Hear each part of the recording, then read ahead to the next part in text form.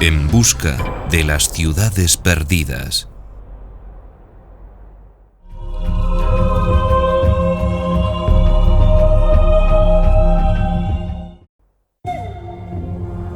En un tiempo en el que el mundo estaba dominado por dioses y guerreros, el hombre mortal construyó enormes ciudades y templos mágicos religiosos en agradecimiento a aquellos que les dieron una superioridad cultural que les permitió dominar enormes imperios.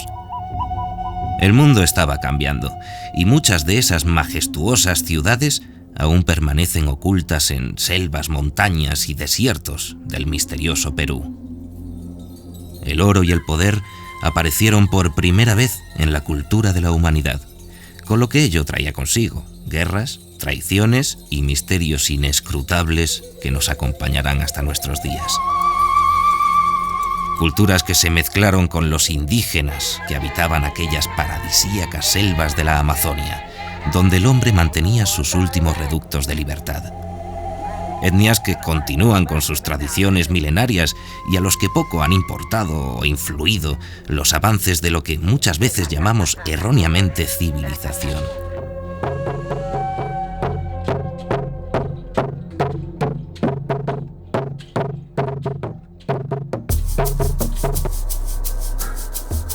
Los grandes ríos fueron las autopistas que comunicaron esos mundos desde el principio de los tiempos.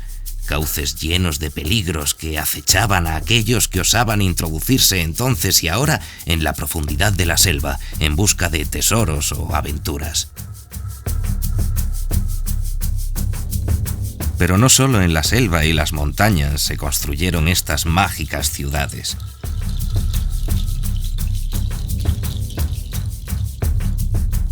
En pleno desierto del Perú encontramos los misterios más indescifrables. La ciudad perdida de Caral, con casi 3000 años de antigüedad. Sechín, ciudad dedicada a la muerte y los sacrificios humanos, donde habitaba una sangrienta dinastía de guerreros y magos que ejercieron el terror como sistema de gobierno en sus territorios. Chan Chan, la más grande urbe construida en barro del planeta, y de donde salieron tesoros incalculables que comenzaron a mostrarnos las maravillas que nos esperaban en aquel extraordinario descubrimiento que era el Nuevo Mundo, que nos sorprendería con conocimientos y civilizaciones más avanzadas que los que teníamos en la vieja Europa. La misteriosa Chavín de Huántar, templo mítico de una cultura que dominó desde las cimas andinas a la costa del Pacífico, un conocimiento del cual bebieron los pueblos que dominaron esa parte del universo mágico siglos más tarde. La puerta de la Amazonia peruana, Iquitos, la capital de caucho y ciudad que en sí misma es un mundo impenetrable y desconocido. Una ciudad con sus barrios en palafitos y bulliciosos mercados donde se puede comprar o vender cualquier miseria cotidiana. Desde aquí partiremos a lo más profundo de la Amazonia, buscando lugares sagrados para los indígenas que permanecen escondidos bajo el impenetrable infierno verde que los protege. Mundos olvidados que nos desvelarán misterios que nos sorprenderán.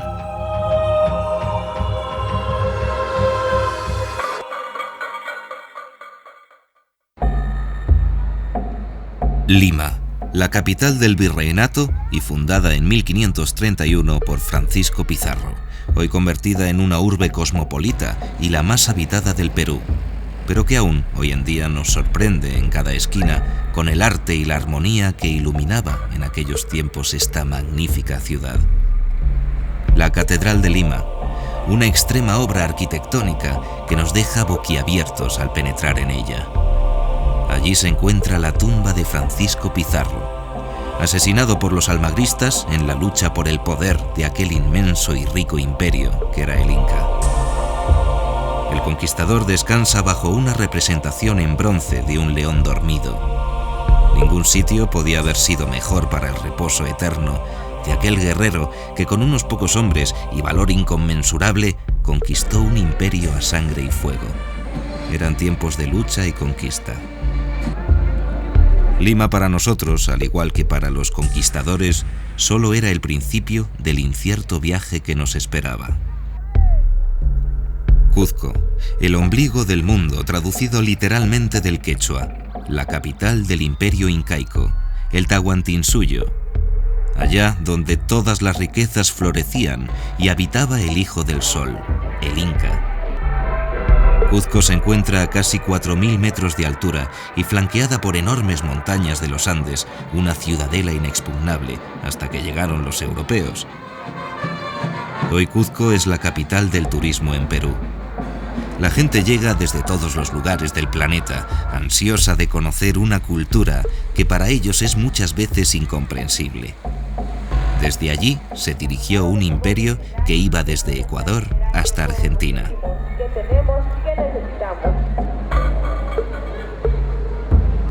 Hoy nos sorprenden la cantidad de iglesias católicas que hay en toda la ciudad, pero cada una de ellas era un palacio o templo sagrado que se destruyó, y con las mismas piedras se erigían enormes moles para adorar los cultos cristianos.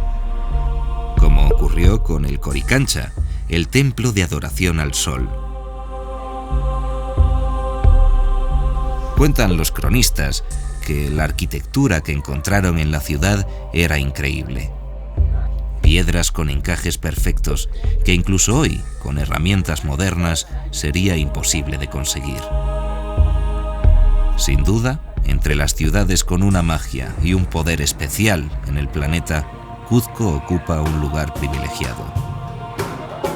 Cuzco, como capital del imperio, era el centro donde se abastecían todos los súbditos que bajaban de la montaña para conseguir vituallas, y tenía uno de los mejores mercados del mundo. En el presente sigue siendo igual. Los negocios están abarrotados, y la gente de los pueblos viene a diario a vender sus elementales productos y conseguir, muchas veces por el trueque, como antiguamente, lo que necesitan para su subsistencia básica. Aquí estamos a una altura considerable, y la vida en la puna o desierto de altura es muy difícil. Los alimentos como la patata es lo que mantiene a esta sociedad andina, donde la miseria la bordea a diario desde hace cientos de años.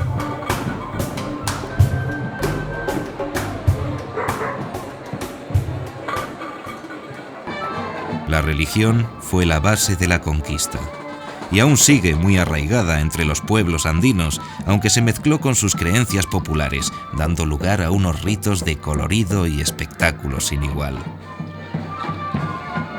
Pero Cuzco no parará de sorprendernos. Incluso cuando cae la noche, la magia aflora a las calles de esta enigmática urbe.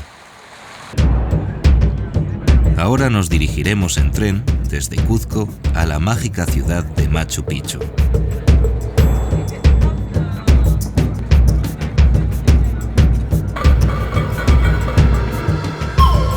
Machu Picchu, descubierta en 1911 por Hiram Bingham, aquel explorador americano que, becado por la Universidad de Yale, llegó hasta esta ciudad perdida siguiendo el paso de unos agricultores que llevaban generaciones labrando las terrazas de la ciudad perdida para sacar sus cosechas. Apenas había unos cuantos esqueletos en ella y alguna pieza de cerámica. ¿Dónde estaba el resto de una ciudad que pudo ser la ciudad religiosa máxima de los incas? ¿Dónde fueron sus habitantes?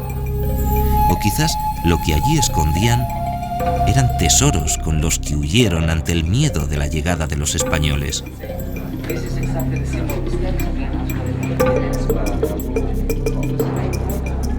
Si miramos desde la parte alta de la ciudad, vemos montañas majestuosas que la rodean e impiden su visión hasta que estamos encima de ella.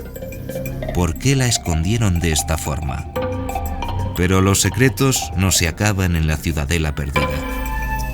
A pocos kilómetros encontramos el pueblo de Maras y el centro arqueológico de Moray, donde unos enormes círculos concéntricos nacen a ras de la tierra y se hunden en la profundidad del campo. Unos dicen que es como un pequeño invernadero que crearon los incas para adaptar frutos tropicales a la dureza del clima andino, pero otros aseguran que es un enorme centro energético. Pero la mayor de las incógnitas está por descubrir. Cargamos un 4x4 para organizar una expedición en busca de la ciudad de Paititi, en medio de la jungla del río Madre de Dios, en lo más profundo de la Amazonia. Viajaremos desde la Puna, el desierto de altura, hasta la jungla.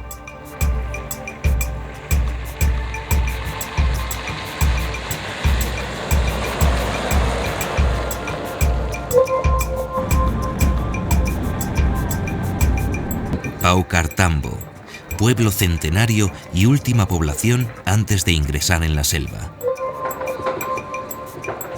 Aquí llegaron las primeras expediciones de los incas, cuando intentaban conquistar el Antisuyo, la región más allá de su imperio y desde la cual ya llegaban historias de enormes tesoros ocultos en la selva.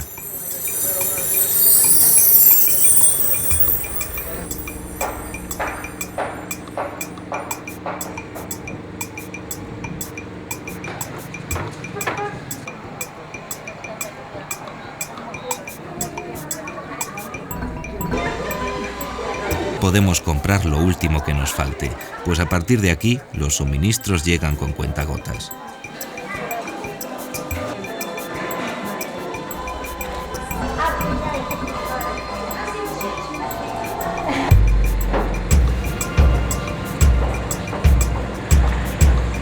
Continuamos camino hacia lo desconocido.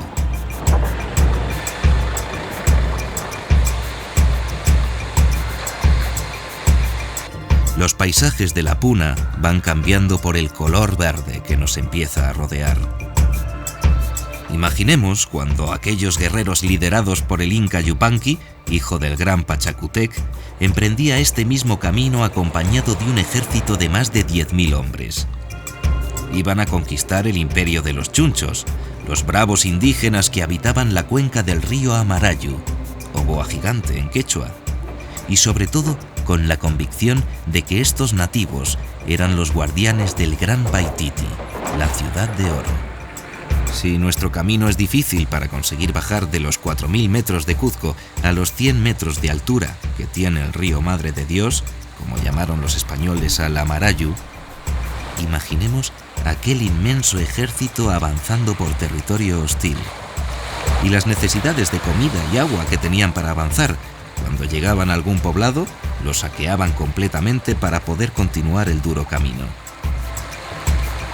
Aquellos incas sortearon los mismos caminos y desfiladeros que estamos atravesando nosotros.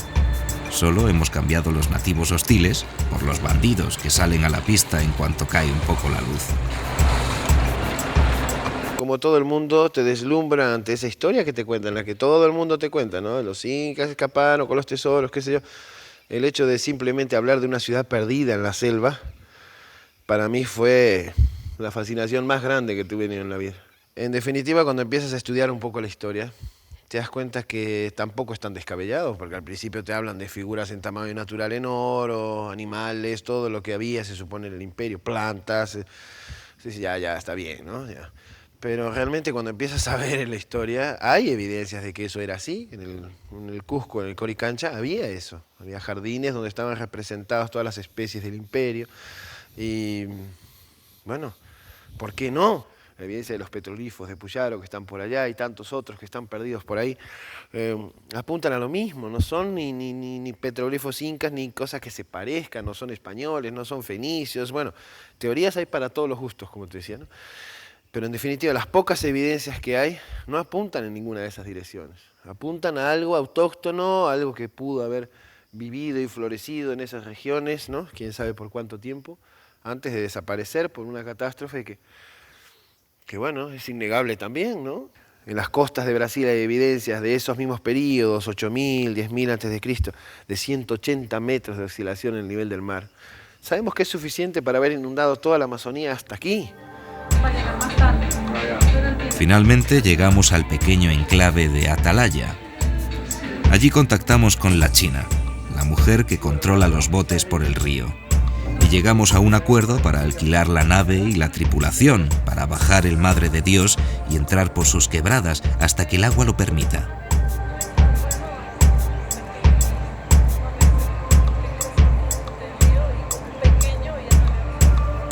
El único problema es que no tenía motores de repuesto para llevar dos en el bote, y tampoco pasadores de hélice. Decidimos ir hasta el pueblo de 250, atravesando el río Minero para encontrar algún pasador.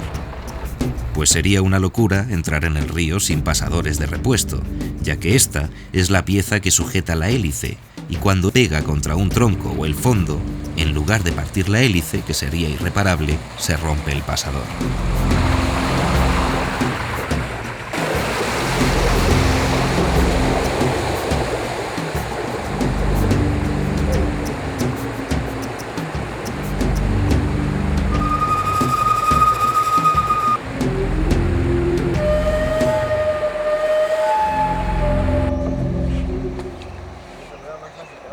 Al fin, y tras dormir en lo que se puede llamar el único hotel de Atalaya, que por supuesto también es propiedad de la China, bajamos a la ribera del Madre de Dios para subir al bote que nos está esperando.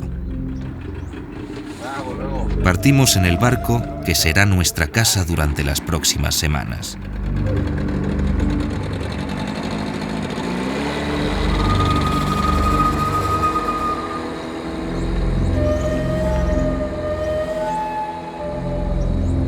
En los primeros momentos de navegación, el paisaje es fantasmagórico. Las nubes cubren la cima de las últimas montañas de las estribaciones de los Andes. Este río ha sido siempre uno de los menos explorados, pues su corriente y remolinos son traicioneros y te pueden volcar si el motorista no es un experto en estos cauces. Una más de las trampas que nos pondrá el camino para impedirnos la llegada al Paititi, tal y como dice la leyenda. A mediados de los años 80, el ejército peruano intentó explorar estas tierras desconocidas y organizó una expedición con 70 de sus mejores hombres de las fuerzas especiales. Se introdujeron en la jungla para desvelar sus misterios. El resultado, al cabo de los 2 meses, solo 7 de esos soldados salían de la jungla. Con los compañeros que no acabaron las enfermedades o las serpientes, acabaron los indígenas hostiles. Pero algo que nos dejó helados fue el relato de un guía de selva, cuando nos explica cómo su padre fue con un helicóptero militar en busca de una luz que salía de la selva. Al bajar los soldados hicieron señales para que les subieran, y al dar subida al torno para ascenderlos, las cuerdas estaban vacías, y nunca se encontró a esos hombres. Hace años atrás, mi papá era un militar del ejército. Ellos habían sobrevolado de noche y de la cual habían visto la parte baja que algo iluminaba, ¿no? Entonces, al ver esa iluminación, del helicóptero soltaron 4 soldados, y de la cual mi padre había quedado en el helicóptero. Entonces, cuando ellos bajaron a tierra, hicieron señas con las linternas para volver a retornar. En vista de que no aparecía ellos, regresaron a Salvación, porque ahí era la base del ejército, en esa temporada cuando estaban abriendo la carretera. Entonces al día siguiente habían ido en busca y definitivamente no les han encontrado, ¿no? Han desaparecido, y la dificultad que ellos tenían era la tormenta sobre todo, ¿no? Mucha lluvia, muchos rayos, ¿no? Los problemas comienzan y rompemos el primer pasador de hélice. Otra de las sorpresas del río es la cantidad de troncos que bajan con la corriente y te pueden causar una avería o hacerte zozobrar como si el barco fuese una cáscara de nuez. El río nos atrapa en varias ocasiones y a punto de volcarnos nos encalla en bajos sin agua. El caudal es traicionero y no te puedes confiar.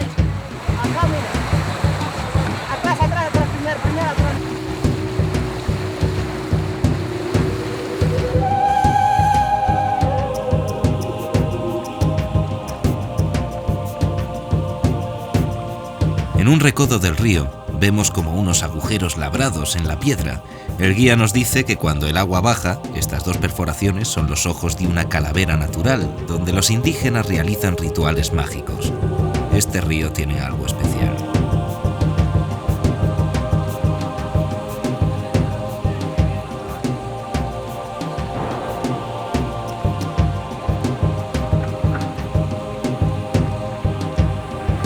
Gonzalo Pizarro sentenció con una frase lo que sería la búsqueda de las ciudades perdidas.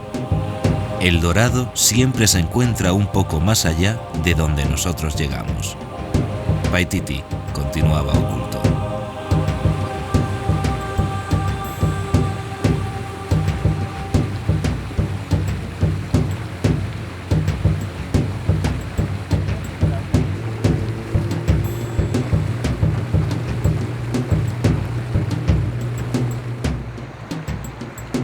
Llegamos a Playa Perdida, un rincón paradisíaco en el río, pero que cuenta con multitud de caminos que parten de la ribera hacia la jungla. Se habla que son los caminos a Paititi, y esa fue nuestra intención.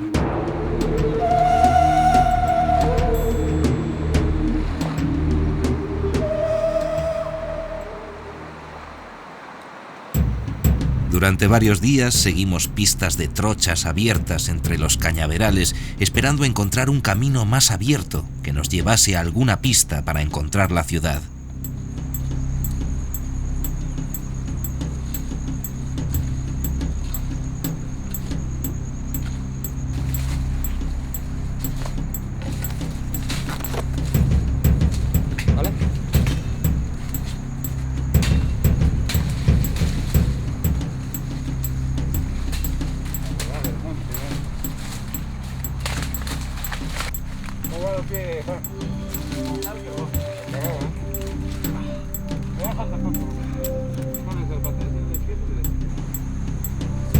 Y perdida la orientación, pues en la selva no podíamos ver ni el sol, tuvimos que volver guiándonos por el ruido de la corriente que nos llevaría hasta el agua, y siguiendo el cauce llegaríamos al campamento base.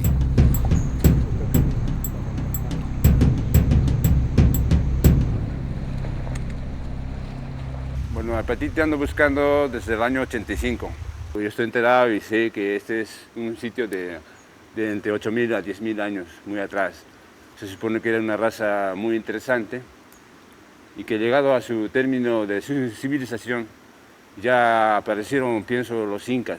Cada vez que, después de una segunda expedición que estábamos ya cerca al sitio, en tiempo de secas, se ponía a llover. Y llovía día y día y día y no podíamos ni prender fuego ni cocinarnos, tanto que ya no podíamos hacer y teníamos que retornar. No bien nos íbamos, empezaba a despejarse y se ponía soleado. Y pienso que fue una especie de prueba. Pero gracias a nuestro esfuerzo parece que nos entendió y nos dio una puerta y se abrió la última expedición. Así, no hubo lluvias y logramos llegar hasta sus faldas. Si tengo tantas ganas o esfuerzo para lograr ir ahí, porque cada vez que voy es una arriesgada, es una forma de que de repente ya no regreso, ¿no? Porque es muy lejano, muy atrevido, muy peligroso. La selva es tan encantadora que puedes encontrar lo que uno no piensa que hay. Entonces, desde que empecé a ver vestigios, descubrí ciertas ciudadelas, etcétera, etcétera, y daban el camino hacia ese lugar. Entonces, una vez que ubiqué el lugar, era tan impresionante, es tan impresionante, que me hizo confirmar que sí existe y es acá en nuestra patria.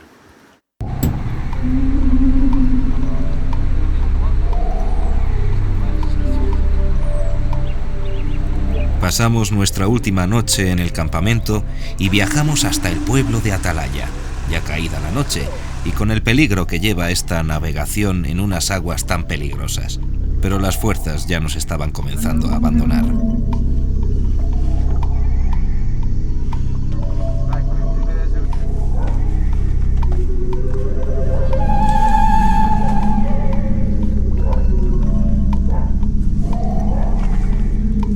Tras una jornada de descanso y una reconfortante comida caliente, salimos nuevamente en el 4x4. Seguíamos una pista nueva.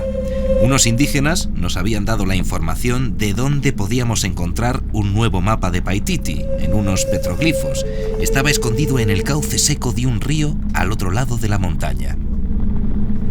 Tras mucho preguntar a la poca gente que encontrábamos y que difícilmente podíamos entender pues solo hablaban quechua, seguimos el camino hasta llegar a una especie de bajada que salía de la pista.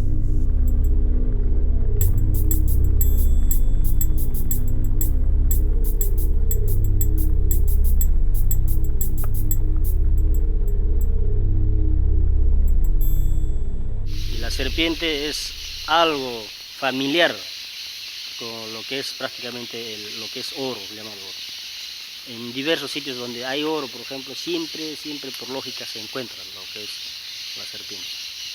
Puede que sea un indicio de lo que es la ciudadela del Paititi, lo que dice la ciudad perdida de los incas que dicen. Iniciamos un descenso hacia la jungla. Aquí encontramos a dos muchachos que vivían en una chacra o pequeña granja cercana y nos pudieron ayudar en el camino. La suerte siempre existe, pues los niños habían oído hablar de los dibujos que había en las grandes piedras. Vamos encontrando piedras labradas. Efectivamente están en el cauce seco de un río. Tienen multitud de dibujos y grabados que parecen llevan cientos o miles de años allí. Una enorme roca tiene horadada como una piscina para almacenar agua. ¿Pero no estamos en el trópico? Aquí no falta agua, pero cuando se dibujaron aquellos signos y construyeron el almacén acuático, esto no era una jungla.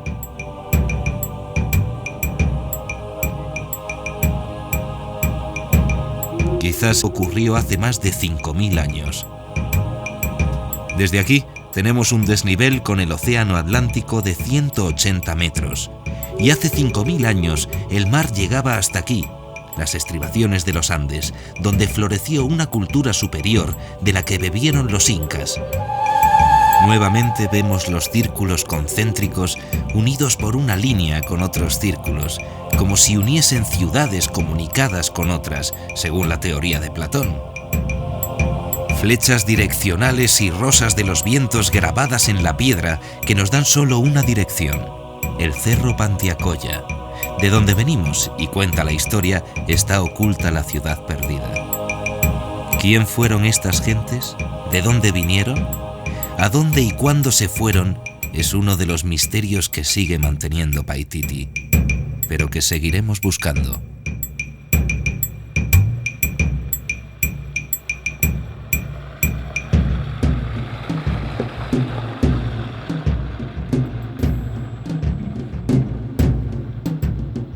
Ya sea que sigamos adelante o dejemos nuestros huesos para pudrirse en estas selvas, una cosa es cierta.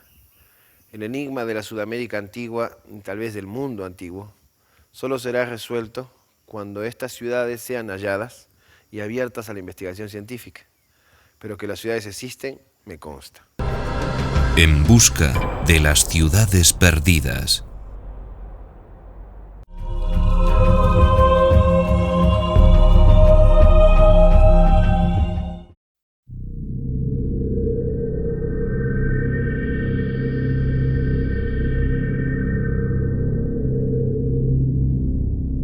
Hace más de 2000 años, cuando en Europa estábamos prácticamente saliendo del primitivismo y vestíamos con pieles de animales, aquí, en la costa este del Perú, junto al Océano Pacífico, florecieron unas culturas que hoy en día nos asombran en el cómo y por qué de sus grandes civilizaciones.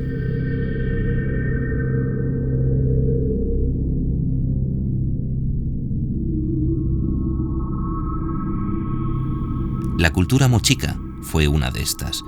Construían enormes pirámides con fines mágicos religiosos. Una muestra de ellas, y descubierta hace muy poco tiempo, es la pirámide de la Dama de Cao. En un principio aparecieron los patios ceremoniales, con frescos con tintes naturales que nos mostraban a sus dioses y guerreros, temidos por su poder, pues siempre este era el sistema de gobierno de los moches.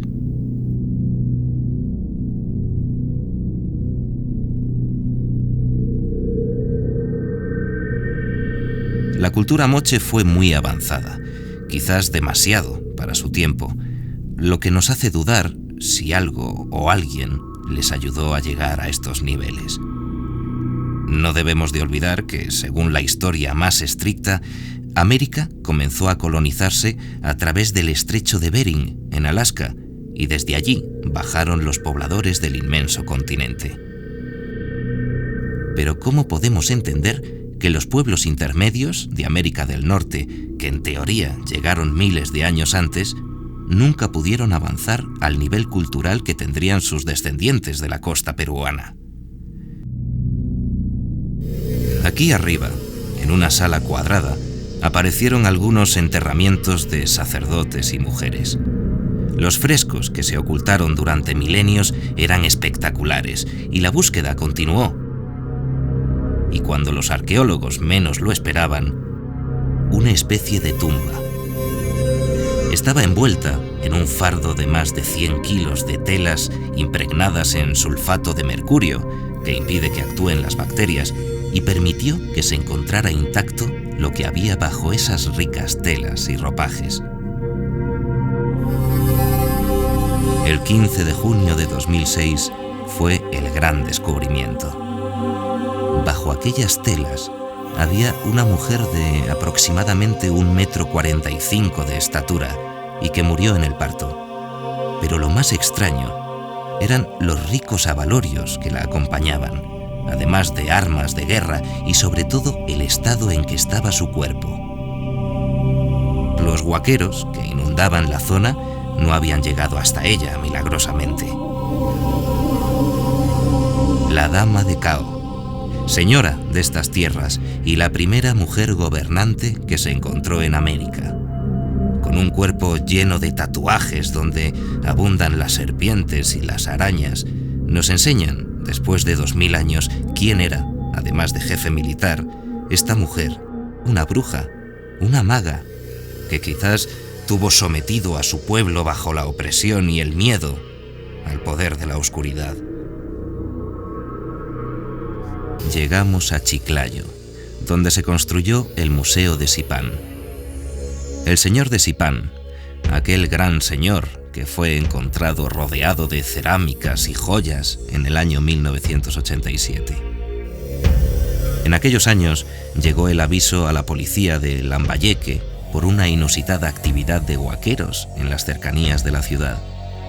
Sin pensarlo, el arqueólogo Walter Alba, entonces director del Museo Brüning en aquella ciudad, sobrevoló la zona acompañado de la policía. La visión fue dantesca. Como un hormiguero, observaron a la gente corriendo por la montaña. Pudieron ver cómo sacaban paquetes envueltos en tela y corrían por las laderas del montículo. Aquello solo fue el principio. Comenzaron las excavaciones y el doctor Alba tenía que dormir allí agarrado a un Winchester Tigre para evitar los asaltos durante la noche. Unos momentos terribles en los que la vida de los arqueólogos pendía de un hilo. Pero los esfuerzos merecieron la pena. Las tumbas reales iban apareciendo. La gran sorpresa fue cuando encontraron el esqueleto de un soldado con los pies cortados, con su escudo y cachiporra en la mano en un plano superior de la tumba. Era el jefe de los ejércitos de un gran señor, que fue de esta manera enterrado y amputados sus pies para que no pudiese huir y cuidase de su mandatario durante toda la eternidad.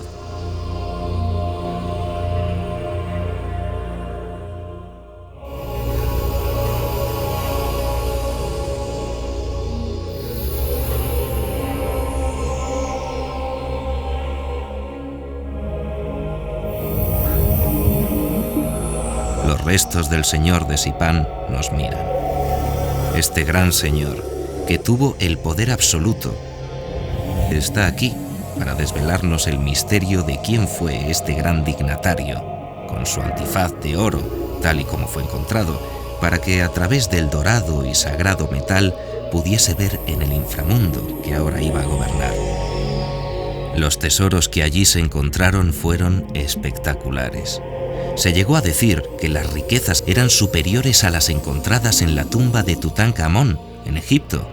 Los objetos de oro y pedrería eran magníficos. A los arqueólogos les costaba comprender cómo los moches podían dominar con tal perfección la orfebrería, pero ese solo es uno de los misterios que aparecerían en aquellas excavaciones. Para los mochicas, la muerte no era el fin, sino un paso más en el camino hacia la eternidad. Existen sin duda monumentos arqueológicos, testimonios de culturas que nos falta descubrir. Cada día, hoy, como hoy, estamos también los arqueólogos investigando, pero también luchando denodadamente contra la destrucción y el saqueo. Después de 7 años estamos reiniciando, hemos descubierto una nueva tumba, que es la tumba número 14, en esta plataforma funeraria donde fueron sepultados los hombres más importantes de su tiempo. Nos ha sorprendido este hallazgo porque se trata de la tumba también de un hombre de la más alta jerarquía en el mundo de su tiempo, una especie de guerrero y sacerdote.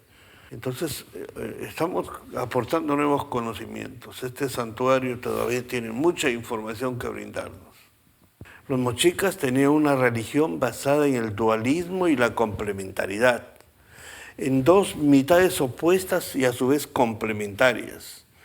Dentro de esta religión existían dioses y semidioses, seres poderosos, mezcla de hombres y de animales con atributos divinos que regían el universo. El oro y la plata no tenían ningún valor mercantil como para el mundo occidental. Era símbolo sagrado de sus gobernantes utilizado en los ornamentos. Casualmente una cultura con unas ideas, construcciones y religión muy parecida a las egipcias. ¿Hubo alguna relación entre dos pueblos que vivían en el mismo periodo de tiempo, apartados cada uno en una punta de la tierra conocida? Un enigma que llega hasta nuestros días. ¿Cómo pudieron vivir en una sociedad tan avanzada, igual que la que florecía a orillas del Nilo, y de repente la oclusión y desaparición de todo tipo de avances? Incluso estos pueblos llegó un momento que involucionaron. En el yacimiento de Sipán se sigue trabajando y podemos ver las recreaciones de cómo se encontraron los cuerpos. Un jefe militar con su esposa y porras de combate, custodiado por un soldado que vigila la vida eterna. La tumba del sacerdote, junto a su esposa y vasijas donde estaba todo lo necesario para poder continuar su camino al más allá. La tumba del señor de Sipán, tal y como la encontraron, junto a una mujer, 2 criadas y un niño, que siempre aparece en los enterramientos importantes de los moches. Nunca olvidemos que el señor de Sipán no era un rey, simplemente era el señor de un valle que se calcula tenía unos 200.000 habitantes. Entonces valoraremos las riquezas y conocimientos que podían tener en cada valle del territorio de los moches gobernado por un señor similar. Un conjunto de pirámides donde se están obteniendo nuevos hallazgos a diario, pero el más impresionante ha sido el nuevo personaje descubierto. El mago religioso al que todos temían está ante nuestros ojos. Después de no mirar a nadie ni a nada durante 2000 años, aquí le tenemos. Las excavaciones arqueológicas en Huacarrajá, Sipán, se reiniciaron en mayo de este año, 2007. El objetivo del proyecto de estas investigaciones es el estudio de la arquitectura de este monumento arqueológico. Y en el marco del desarrollo de estas investigaciones se encontró un contexto funerario, de un personaje muy importante. Es una cámara que tiene 3,50 metros por 4, que estuvo cubierta de relleno totalmente, y en el fondo las vigas de algarrobo y posteriormente un ataúd de madera, de algarrobo también, que es el tercer ataúd que se encuentra aquí en Huacarrajá, Sipán. El primero es del señor de Sipán, el segundo es del sacerdote y el tercero es de este personaje, el cual tiene una corona en forma de V y que es el que lo identifica en la iconografía mochica. Asociado con esta corona se encuentran 2 copas, porras, nariquera de oro en la mano derecha y una de plata en la mano izquierda, que es el dualismo también que existe en el mundo andino.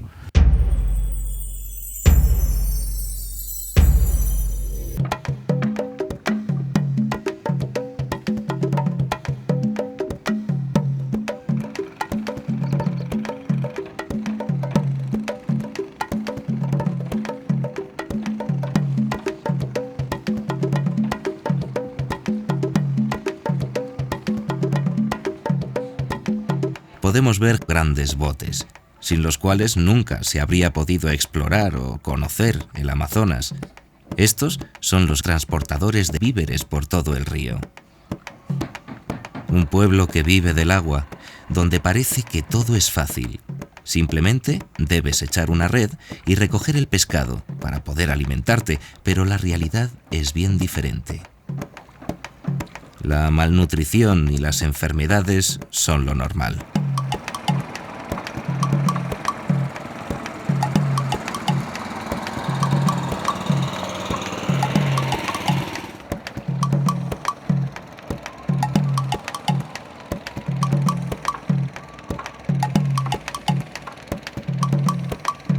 La gente se baña en los mismos lugares donde defecan, o llenan sus barreños con agua para cocinar. Una vida que muchas veces podemos pensar miserable, pero en la que ellos son felices. Y no hay más que ver a los niños jugando en este insalubre lugar, pero sin perder nunca la sonrisa. Una forma de vida que para los occidentales nos puede parecer terrible. Pero estas gentes son duras. No tenemos más que ver cómo la sabia naturaleza mantiene la población. En la Amazonia, si una familia tiene 12 hijos, 9 o 10 son hembras, para que puedan procrear y mantener la especie en un lugar donde llegar a la edad adulta es muy complicado. Una naturaleza que nos empeñamos en defenestrar día a día.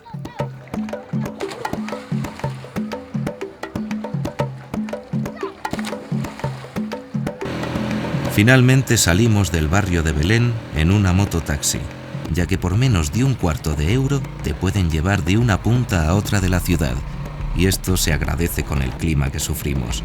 En el Iquitos de día podemos imaginar cómo fue la opulencia de su pasado. Grandes casas coloniales y hasta una casa de hierro construida por el mismo ingeniero que levantó la torre parisina, Eiffel.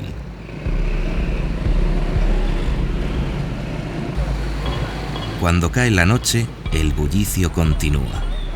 La gente sale a la calle a pasear por el malecón del río Italia, que a pesar de los mosquitos que nos atacan por doquier y casi no nos dejan respirar, sigue siendo todo un espectáculo el vivir las noches iquiteñas.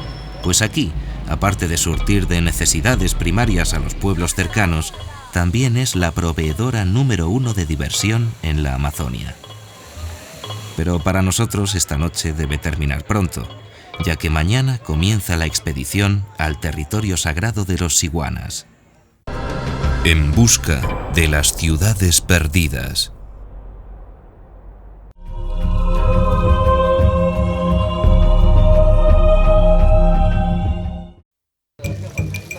Hemos viajado a la ciudad de Nauta por carretera, la última punta de la isla en la que está situada Iquitos. Y a partir de aquí, donde el río Marañón y el Ucayali se juntan y el gran cauce que crean se llama por primera vez el Amazonas. Intentamos realizar la carga del bote lo antes posible, pues aquí cada hora de luz es valiosísima para poder ir cumpliendo nuestras etapas sobre los ríos que navegaremos. Partimos en nuestro viaje, que sabíamos nos depararía sorpresas, pero no el sufrimiento y el trágico final que estuvo a punto de tener. Nuestra expedición subirá por el río Marañón, hasta su confluencia con el Pastaza, ya en territorio muy poco conocido. A continuación, remontaremos el río Huasaga, que ya por estrechas quebradas se interna en lo más profundo de la selva. Nos introduciremos unos 1500 kilómetros selva adentro buscando nuestro destino.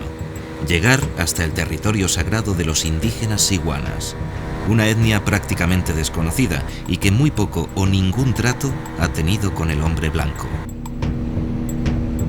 Un viaje difícil, pues atravesaremos territorios de indígenas hostiles y viviremos en la selva durante muchos días esperando poder llevar a buen fin nuestra empresa. Pero nadie dijo que este viaje sería fácil.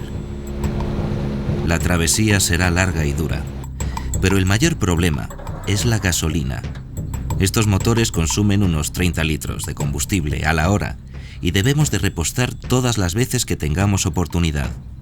Y el precio de la misma va subiendo según nos alejamos de la civilización, y siempre debemos de llevar entre 1.000 y 2.000 litros en el pequeño bote.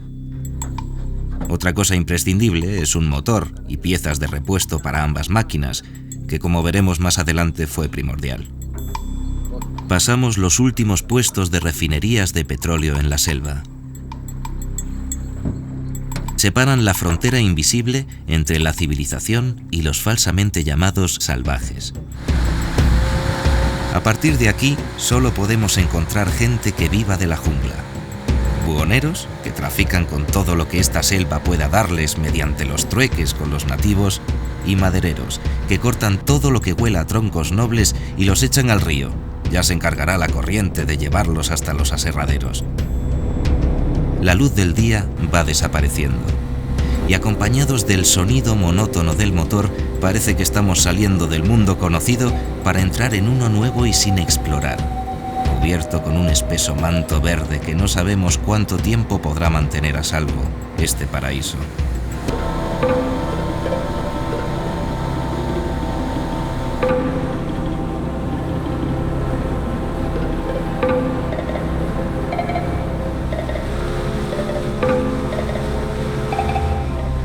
Llegamos a una gasolinera fluvial en la que en teoría nos tenían guardado el combustible que se pidió por radio, pero los problemas comienzan. Nuestro guía no se aclara y no tenemos la gasolina esperada. Estamos en un mundo de trueques y picaresca y simplemente debemos ser más avispados que ellos. La verdad es que cuanto más lejos estamos, más difíciles resultan los acuerdos, pues tu interlocutor conoce tu necesidad.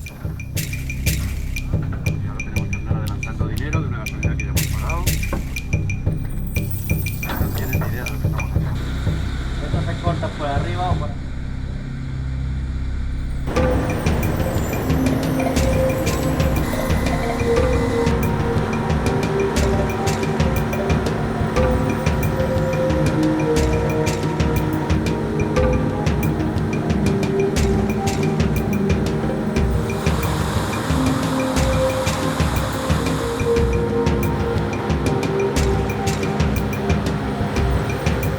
Pero las dificultades no hacen más que empezar. En plena navegación se nos para un motor e inmediatamente hay que saltar para atar el bote a alguna rama o saliente de la selva, o de lo contrario la corriente nos arrastrará al centro del río y sin medios para gobernar la nave.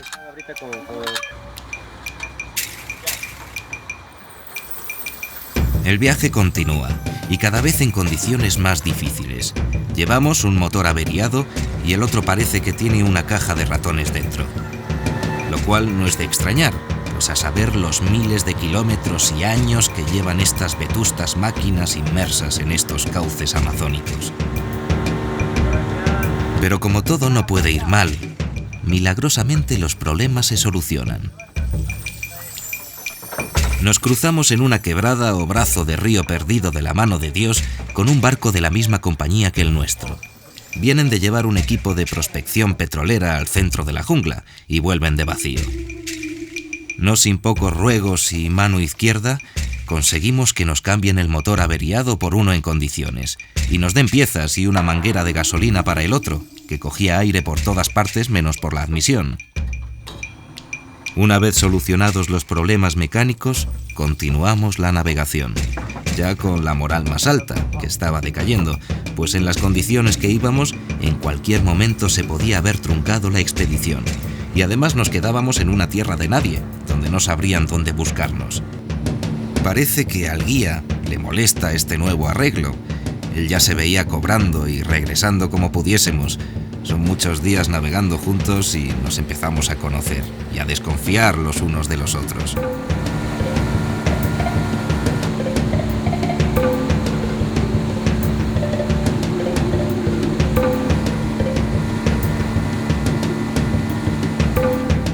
Con la caída de la tarde, nos acercamos a la orilla, pidiendo alojamiento a un joven colono que vive junto al río. Estas gentes tienen una amabilidad extrema, si no han tenido mucho contacto con los blancos, pues el que ha llegado hasta estos remotos lugares, desde luego no ha sido para dar, sino para todo lo contrario. Este muchacho vive con su esposa sacando todo lo que necesita de la selva y el río que tiene a la puerta de su casa. Tienen 2 hijos y conviven con su cuñado y su suegra en este apartado lugar cercano al fin del mundo. Nos ofrecen una cabaña para montar nuestro improvisado campamento sin ningún problema. Simplemente nos dan lo que tienen, sin pedir nada a cambio.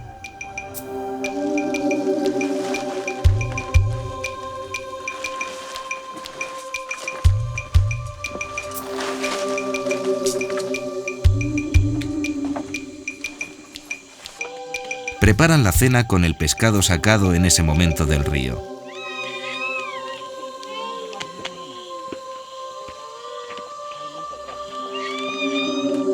Y todos, junto a un pequeño mechero de petróleo, lo comen, con hojas de platanera como platos y las manos como improvisada cubertería.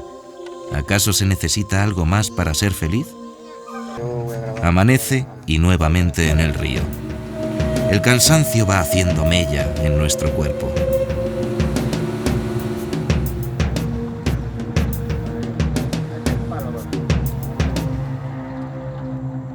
Comienza a fallar el motor. Estamos en la boca del río Huasaga, cerca de nuestro destino. ¿El río se puede navegar ahorita? ¿Huasaga?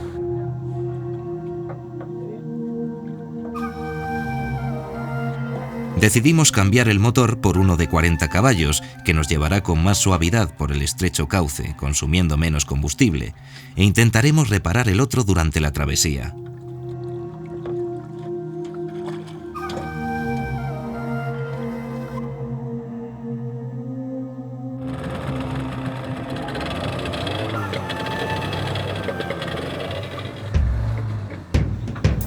Navegamos por la boca del río Huasaga. Al entrar por la desembocadura, tocamos con los bajos del bote en el fondo. Hay que andar con cuidado por los troncos ocultos bajo el agua, hecho por lo que este río ha sido poco explorado. El motorista se asusta, pero le tranquilizamos diciéndole que llevamos demasiado combustible y que según gastemos, le quitaremos casi 2000 kilos de peso y calado al bote. Menos mal que resulta fácil convencer a estas gentes para seguir adelante. Pero los paisajes merecen la pena. Nuestro rumbo nos lleva por un espejo donde el cielo y la tierra se funden, en un río que paso a paso vas estrechándote y bajando de caudal.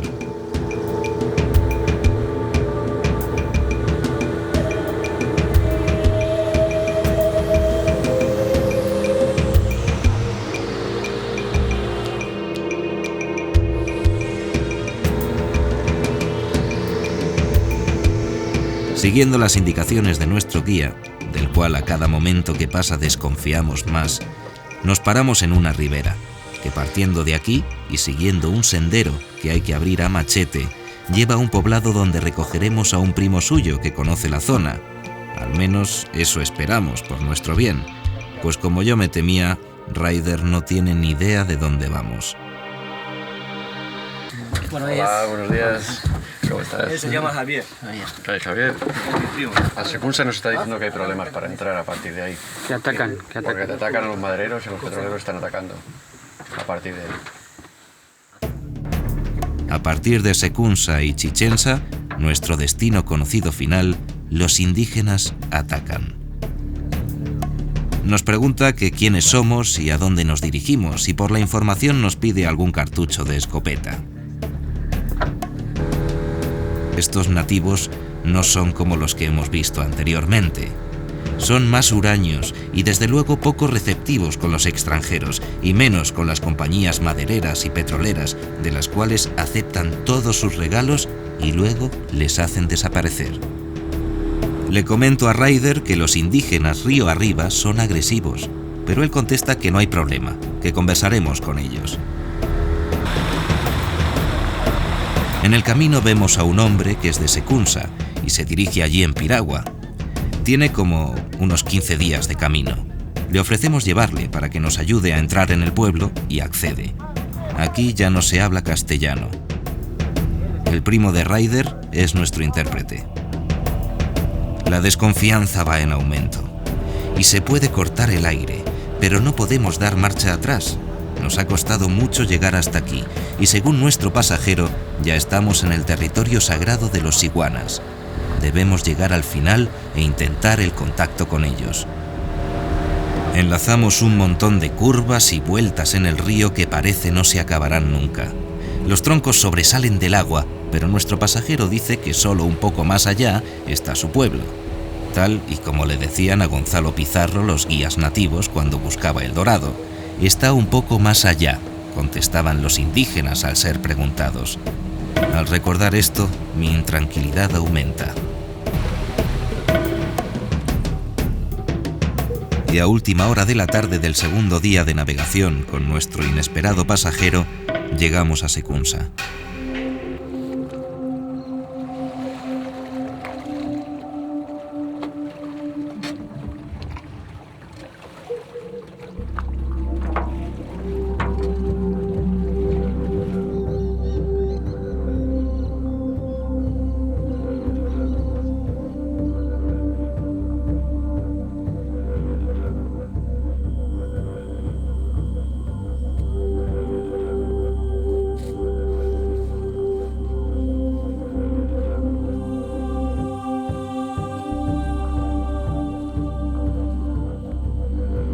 Subimos al pueblo y el recibimiento no puede ser más desagradable.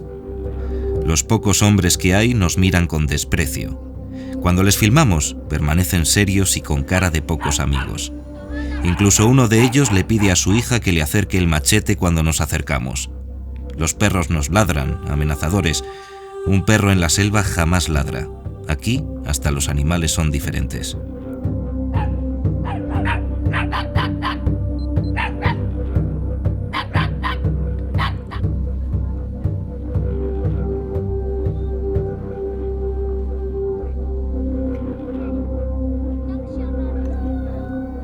De repente veo pasar un indígena de larga cabellera, mal encarado, facciones y nativo que nunca olvidaré, ya que poco tiempo después me apuntó a la cabeza con una escopeta, que no disparó porque le levantaron el cañón.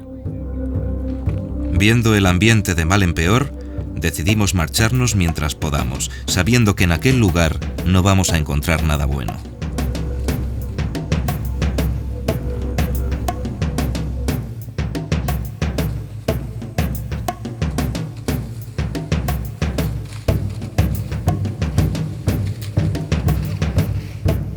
Cuando estamos llegando a nuestro bote, veo que está cruzando el río a unas personas.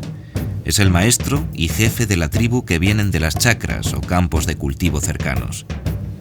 Esta especie de maestro habla algo de español y nos pide disculpas rogándonos que subamos al pueblo para alojarnos. Aunque la tensión no desaparece, tomamos mazato junto a ellos, bebida de la selva que tiene más de 90 grados de alcohol. El sol está desapareciendo y entre navegar en la oscuridad en aquel estrecho río lleno de trampas y pasar la noche allí, tomamos la que creemos la decisión menos mala. Dormiremos en la aldea.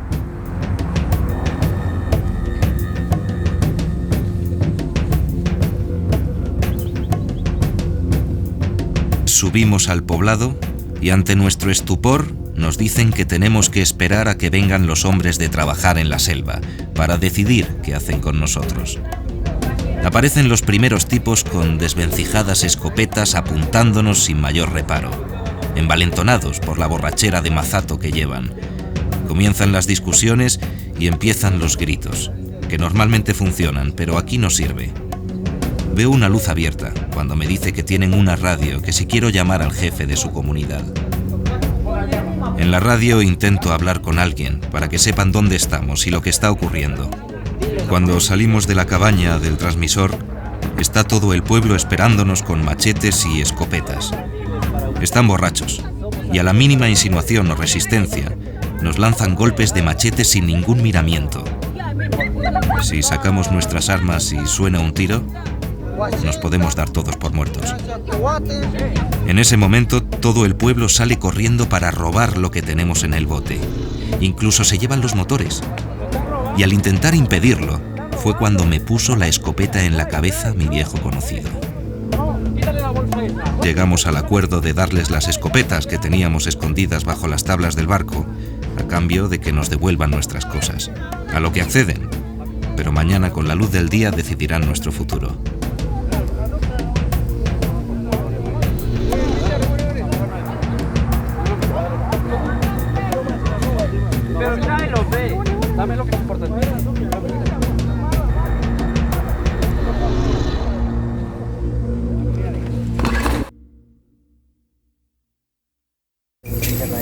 Amparados por la noche, recuperamos lo que podemos, ya que la comida no aparece y el agua potable la han tirado al río con parte de la gasolina. Así que mientras duermen los nativos ya hartos de mazato, cogemos los motores de una cabaña y salimos huyendo en la noche con la luz de una linterna descendiendo por aquella trampa mortal que es el río. Mínimo, así como estamos haciendo. Que así podemos avanzar. Sí. Ninguna intención tenían de dar ninguna entrevista. Que el profesor había dicho que se traigan las demás cosas del barco, ¿no? Y es donde se han llevado todas nuestras cosas, ¿no? Personajes que estaban ahí con sus escopetas, ellos eran prácticamente los que armaron todo este escándalo. Después las mujeres también se han enardecido, han empezado a empuñar sus machetes. Hemos llegado a un lugar que sabíamos estaba muy distante, que era peligroso, pero no contábamos con el engaño, contábamos con el enfrentamiento o con el hablar o prohibirnos la entrada, pero no contábamos con el engaño.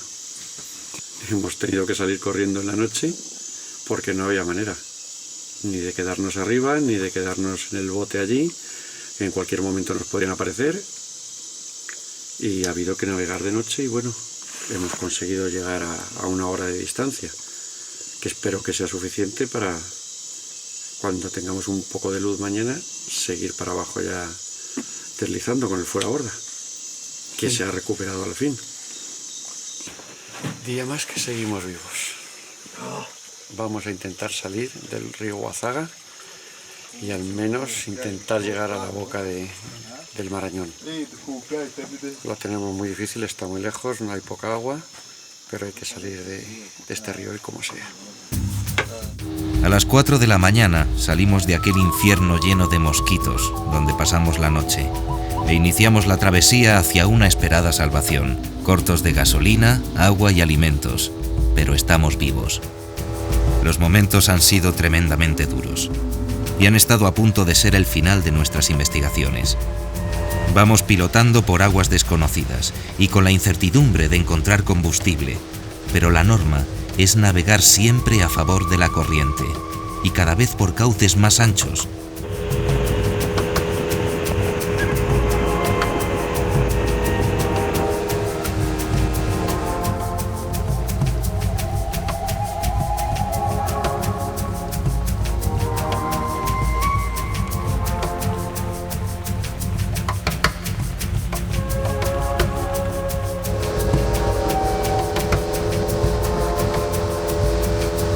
Siempre se encuentra civilización.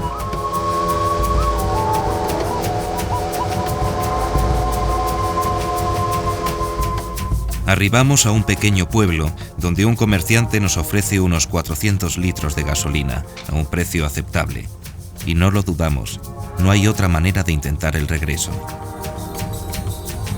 Este hombre nos cuenta cuál es el sistema de los nativos para robar y matar, y nos deja más inquietos de lo que incluso estábamos antes. Empezamos a concienciarnos de la que hemos escapado. La persona que entra allá le reciben, pero ellos con qué intención le reciben, intención de robar. Y cuando uno quiere reclamar su derecho, ¿qué hacen ellos? Nos matan, les balean. ¿Y qué hacen? Ellos con hacer el crimen se van a la montaña. 1 año, 2 años, recién, ¿quién les juzga? Pues regresan ya cuando ya no hay nada. Nosotros escuchamos ahí con el amigo Javier, que venían gritando, ¿no? no sabían a qué vienen, pues al puerto gritando los muchachos. Nosotros no sabíamos pues a qué vienen, total vienen de frente al bote a meterse, a sacar todas las cosas. Y en ese caso yo corrí a me esquinar el motor, querían sacar los dos. Y ahí me botan pues a mí también. Yo por eso no les quedé mezquinar, ahí ya no sabían. Botaron todas las cosas. Y yo estaba ahí, me quedé sentado y pues no podía hacer nada también. Venían con machete, y todo con las recargas apuntando, y no podía hacer nada. Don Juan, si era mezquina, ahí donde que le iban a disparar pues a él.